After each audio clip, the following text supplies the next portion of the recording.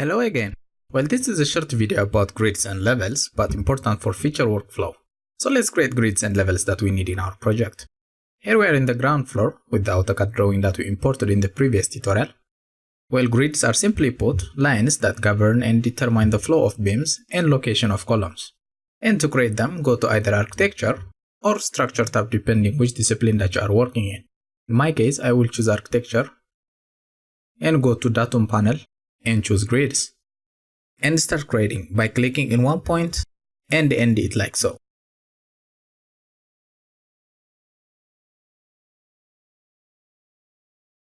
In creating grids and levels, it's a good practice to create one grid or level and modify it as you want. For example, if you want a bubble in this side, you can check this small box in here. Set the number in the first grid whether to start it from 1 or 100. It is up to you. For me, 1 is okay. Then after, you can use copy to duplicate. Select the grid and from the modify panel, click copy. But before going directly to creating it, let's check the option panel and check the constraints and multiple box in here. Well, the constraint is like ortho in AutoCAD. It constrains the movement to horizontal or vertical motion. And multiple, as its name indicates, it creates multiple copies.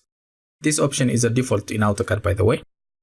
Then create the remaining grids, like so.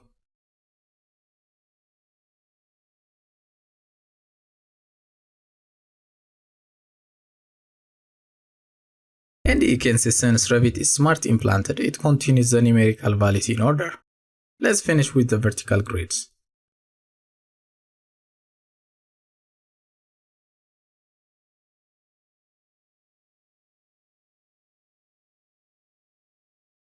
You can use the alphabets to differentiate it from the horizontal grids in here.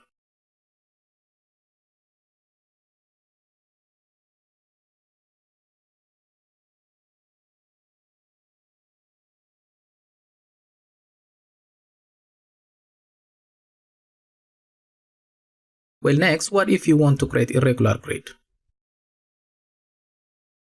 Well, to do that, as you can see, the options that I have for creating grids is limited in here. What you should do is choose multi-segment, and this adds other means of creating grids. From here, I can create crazy shapes like this one. And to finish the command, hit the green check icon. But I don't need such a grid. Select this and hit delete. Now let's come to levels. If you check out the level icon in the datum panel, it's grayed out. This is because I'm in the floor plan. Well, what Revit is telling me is that I cannot create levels in this view by graying out this icon. So I have to go to any elevation view, double click the SD elevation to go to that elevation. By the way, you can use any elevation view to do this. Now we can see the level icon in the datum panel is active. Like grids, you have different ways to create levels. First is from the datum panel, as I did just now. And you can create your level by simply left click to start and click again to end.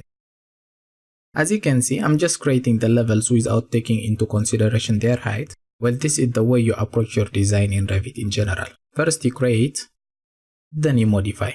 For me, that's an effective way at least. Later, to change the height of this level, first select the level and click on the height parameter and put the height you need. For me, let me quickly go back to AutoCAD to check out the levels I need and their heights. Now I'm in AutoCAD. Well, this is my ground floor. My first floor will be in here.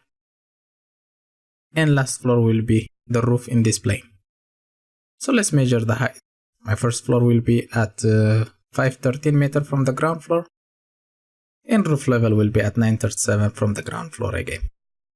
Let's go back to Revit and put the values.